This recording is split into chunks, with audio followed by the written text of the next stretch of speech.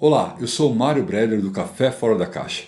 Você já parou para pensar se realmente a Bíblia ela é literal ou se é figurativo, se ela tem algumas coisas ali que talvez não seja exatamente o que está escrito, mas para fazer a gente pensar ou para a gente imaginar ou aprender uma lição com isso? Talvez você já viu um monte de pregação sobre o Velho Testamento, sobre o Novo Testamento, e ali usaram um monte de alegorias para você, começaram a te mostrar que aquilo ali era para te explicar alguma coisa, mas não era necessariamente assim, que talvez aquilo ali fosse só um jeito de falar sobre as coisas. E aí, será que a Bíblia é literal ou ela é figurativa? Pegue seu café, sente-se à mesa e bora conversar!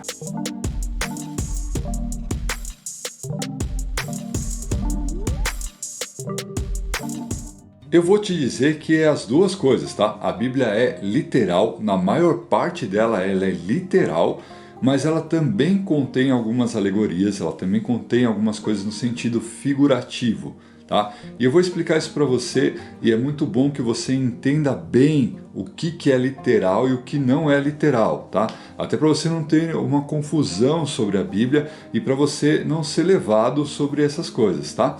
Então vamos lá. Primeira coisa. A Bíblia é literal e por que ela é literal? Tudo aquilo que foi escrito, que é contado de história, que já aconteceu, ela é inteiramente literal. Nela é que está descrito como aconteceram as coisas. Você precisa lembrar que a Bíblia é o livro mais real e corajoso que existe. Pensa assim, na maior parte da Bíblia a gente está vendo a história de um povo chamado hebreu, do povo israelita, né? Do povo de Israel. E ali fala da história de reis, fala da história inteira daquele povo, daquela população, desde quando iniciou lá com Deus chamando Abraão. E aí de Abraão veio Isaac, veio Jacó, que trocou de nome para Israel, e esse foi o pai dessa nação toda chamada Israel. Tá? Mas se você procurar livros de histórias, se você procurar livros sobre as histórias das nações, por exemplo, você vai ver um monte de coisa que as próprias nações escrevem os livros sobre elas, falando das suas grandiosidades, das coisas certas que aconteceram, dos seus grandes conquistadores, falando muito bem, inclusive, dos seus próprios reis, né? No Brasil, na época do Império, por exemplo, você ia ver um monte de histórias boas. Talvez depois, quando mudam governos, aí os novos governos, aqueles que depõem, começam a falar mal dos antigos. Mas assim, você vê na Bíblia uma clareza e uma coragem de falar tudo o que aconteceu. Até mesmo dos reis que eram mais aclamados por eles, né? Como o rei Davi, por exemplo. A história do erro do rei Davi, a história do que Davi fez de errado, não só na questão ali de Betseba, né, do que aconteceu com a mulher de Urias, mas também do seu relacionamento com seus filhos, por exemplo. Né, de chegar a perder um filho que tentou tomar à força o lugar de Davi, o trono de Davi, ou mesmo o que aconteceu com Salomão, sendo o cara mais sábio e mais rico do planeta Terra, né? Que poderia ser alguma coisa só para falar das suas riquezas, um monte de livros só falando das suas coisas boas. E ele fala claramente dos erros também, do que aconteceu de errado com Salomão. Então a Bíblia ela é muito clara, ela é muito direta e tudo que está relatando algo que aconteceu, ela é simplesmente verdadeira, completa e nada alegórica quanto a isso, tá? Então assim, a Bíblia é literal? Sim. Quando você estiver lendo alguma coisa de descrição, lembre-se sempre que a Bíblia é literal.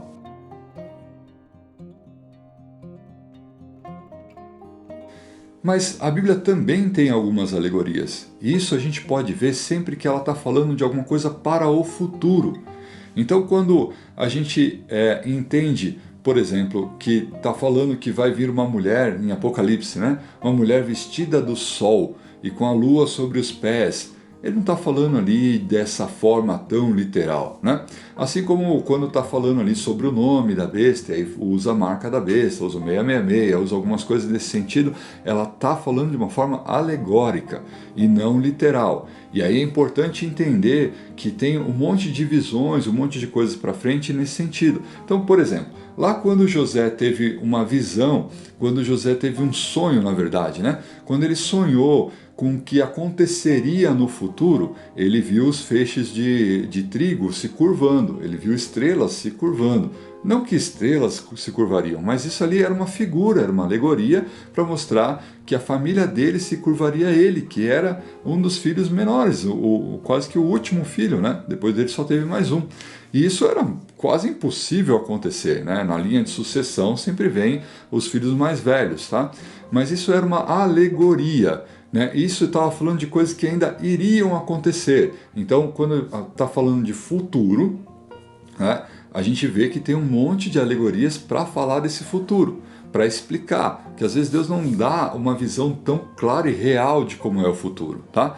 Porém, é importante entender o seguinte: tem uma diferença aqui de quando Deus está dando sonhos e visões sobre o futuro, né? Como as 7 vacas gordas, depois 7 vacas magras, como a estátua de ouro, de bronze, de outros metais ali que Daniel viu. Isso são visões, são coisas relacionadas ao futuro e que Deus dá de forma alegórica para se entender o que ainda virá. Tá? Agora, quando esses profetas, quando essas pessoas tiveram essas visões, muitas vezes elas tiveram isso em um ambiente que já estava. E eram ambientes, por exemplo, em que se via anjos, que se viam tronos, né? Eram ambientes em que eles estavam ali, às vezes, no próprio céu. E isso daí está relatando o que eles viveram. E não só apenas a descrição de um sonho, de uma visão. Então, quando é relato, lembra que eu falei? Quando é relato, a gente diz que a gente entende e tem que ter essa clareza, essa firmeza na nossa mente, que a Bíblia é literal quando está falando de relatos. Então, quando eles viram anjos com olhos por todos os lados, isso é real, é assim que é, né? Porque ele só estava relatando aquilo que ele estava vivendo, então ele deu um relato. Agora, quando foi dado a ele alguma visão para o futuro, aí estava falando de forma alegórica.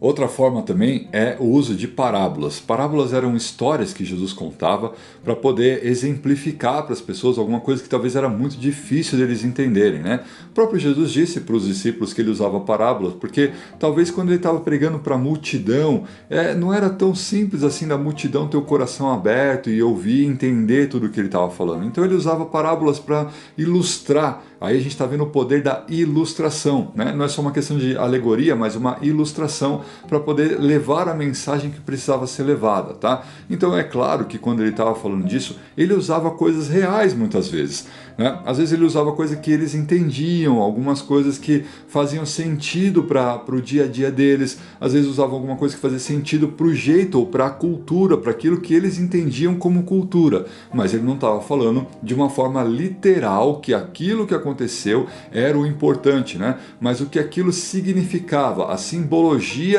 dessa história, o que significava, por exemplo, no reino de Deus, que era a principal pregação de Jesus.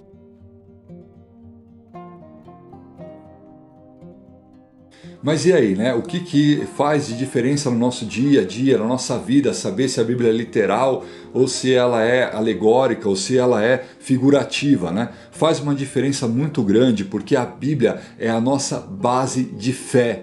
É ali que está aquilo que a gente acredita como verdade. E se você levar essa verdade de uma forma alegórica, de uma forma interpretativa, você começa a ter esse monte de verdades que existem por aí. Não, talvez você não entendeu a Bíblia, talvez foi o jeito que você leu, mas isso daqui era alegórico ou não. Meu irmão, presta atenção. Independente do que as pessoas dizem, independente do que as pessoas falam, a Bíblia é a tua base de verdade. Isso é desde Gênesis. Quando fala que Deus criou o mundo em 6 dias, quando fala o que Ele fez em um dia e outro, talvez mesmo coisas que você não entenda, talvez mesmo coisas que você ainda não conseguiu explicar com o tanto de conhecimento de ciência que você tem, ainda assim você deve acreditar que a Bíblia é verdadeira. E é por isso que é importante que você entenda aquilo que é literal dentro da Bíblia e também entenda aquilo que é alegórico, aquilo que é figurativo, para que você não pegue também algo que é figurativo ou alegórico e comece a achar que é real e que vai acontecer daquele jeito.